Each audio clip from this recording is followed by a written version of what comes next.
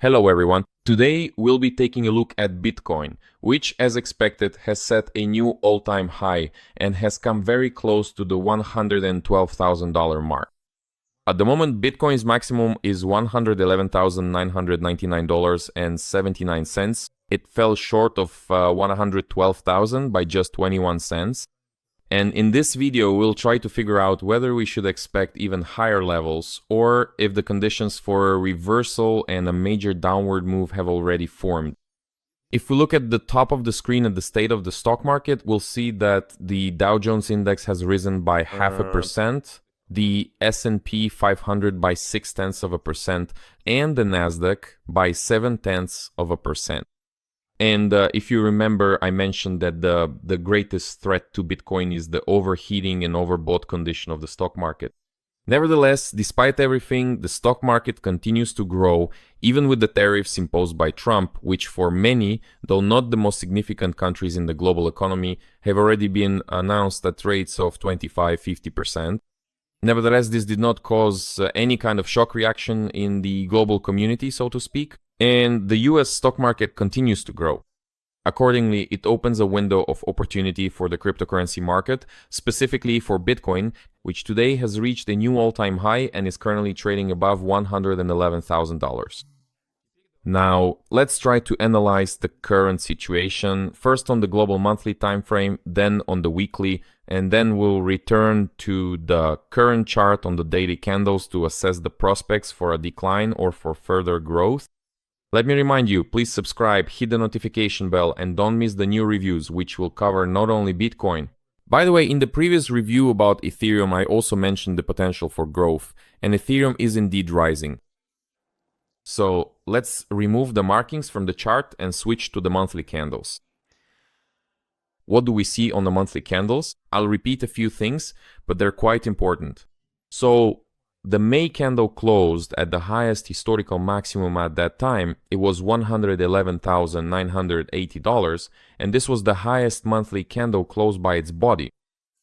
Accordingly, I mentioned that in June there was a very high probability of surpassing May's maximum, but that did not happen. But one good thing did happen: the June candle closed even higher than May's in terms of the candle body, even though it didn't set a new maximum. I said that accordingly either in July or August, but in the near future there was a very high probability of surpassing May's and consequently Bitcoin's historical maximum. Today, that happened. Note that the June candle currently has the highest close, but there is still a lot of time left in the month. Only 1/3 of the month has passed so far, so it's too early to draw any major conclusions on the monthly time frame. The only thing we can say is that on the monthly candles, we have fulfilled the basic scenario. We cannot say at this point whether the growth is continuing or coming to an end. But right now, there is absolutely no reason to open a short position. Also, pay attention to another point: the RSI highs in this section are on the same horizontal level, while the corresponding price highs are rising. This indicates the presence of a divergence in this section, and in the next section, the price reaches even higher highs, but the RSI highs are already at a lower level. These are the new ones, today's. This means that we now have a double divergence. This raises very serious concerns and risks regarding the long-term growth of the market.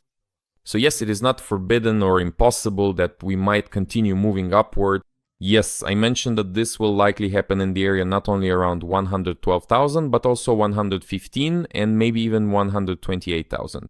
But the presence of a double divergence on the monthly time frame of Bitcoin suggests that the situation is on the verge of a very significant drop. And this drop could reach, for example, the 50-month moving average, somewhere around 50 or 55,000, or at least to the base of the growth around 82,000.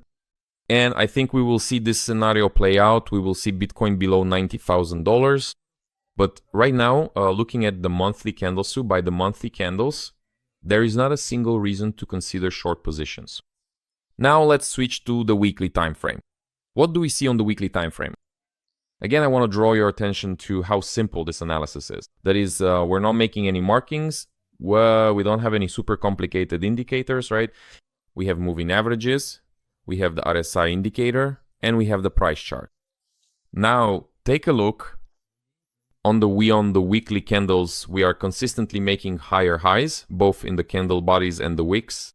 Right here, at this point, we had a bullish engulfing of the weekly candle, and as a result, a reversal formed, after which I said that further upward movement was likely and that there was no reason to even consider shorts. In fact, the growth did start and it is continuing.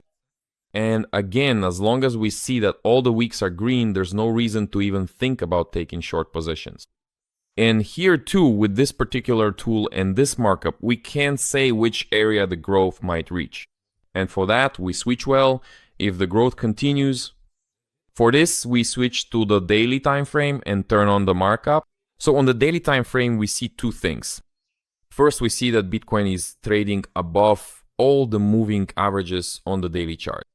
Second, we see that right here there was a crossover between the 100-day and 200-day moving averages. This is a bullish crossover, and it indicated a renewal of the previous high that was set before this crossover. At the very least, a high around $110,300, and potentially even a new all-time high. Ultimately, both happened. Now, let's turn on the markup, and it will show us what possible scenarios there are.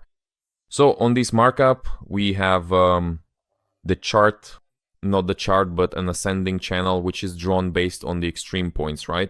These are two lows, and the high between them marked and circled.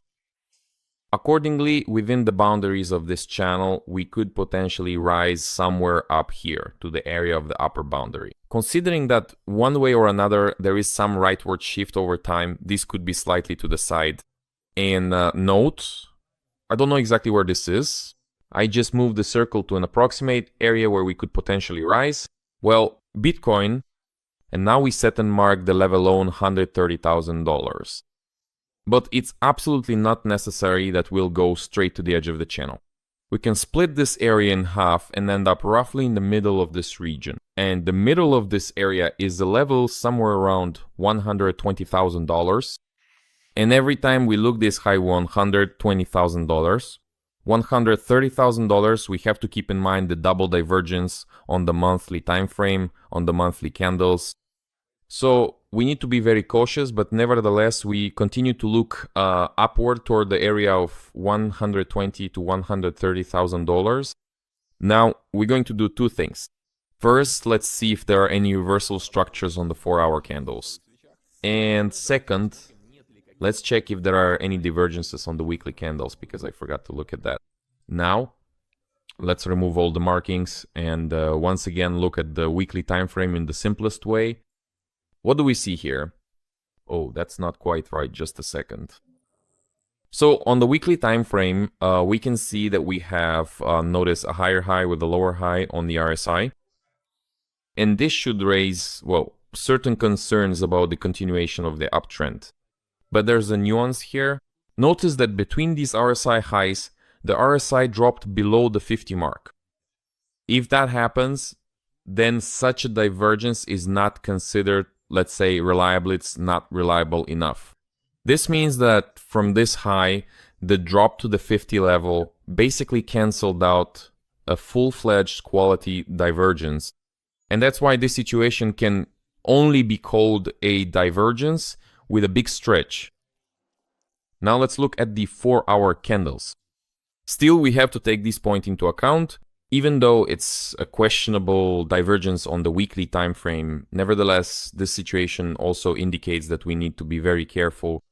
In other words, the market could collapse very sharply, very quickly, and very strongly. And that's why it's essential, if you're in a long position, if you have buys protect your positions with stop orders. Now we're looking at the 4-hour candles, and let's see if there are any reversal structures here. And I'll tell you right away, there are no such structures here. We have observed a very significantly large bullish candle with exceptionally high volume, which with a very high probability should ultimately result in a brand new high. It's absolutely not a fact, well, it's not a guarantee that this will happen, but nevertheless, the structure of the candle itself, its body, its size, its volume suggests that the previous high, which was $111,999.79, is very likely to be surpassed. We don't see any bearish engulfing patterns here. We don't have any divergences on the 4-hour time frame either, and usually when the market reverses they are present because the 4-hour time frame is quite small from a global perspective. That means for now we have absolutely no grounds to talk about any kind of decline. We can, assume that the market is overbought, that the market is overheated, but there is nothing on the charts indicating a decline. And now, if we also look at the altcoin charts, my own indicators show that a large number of altcoins across many time frames, daily, 3-day, weekly, and sometimes even monthly, still have growth targets. And considering that there are so many of these growth targets, the likelihood that the entire market will globally move down without at least reaching the nearest targets, well, I think it's not very high.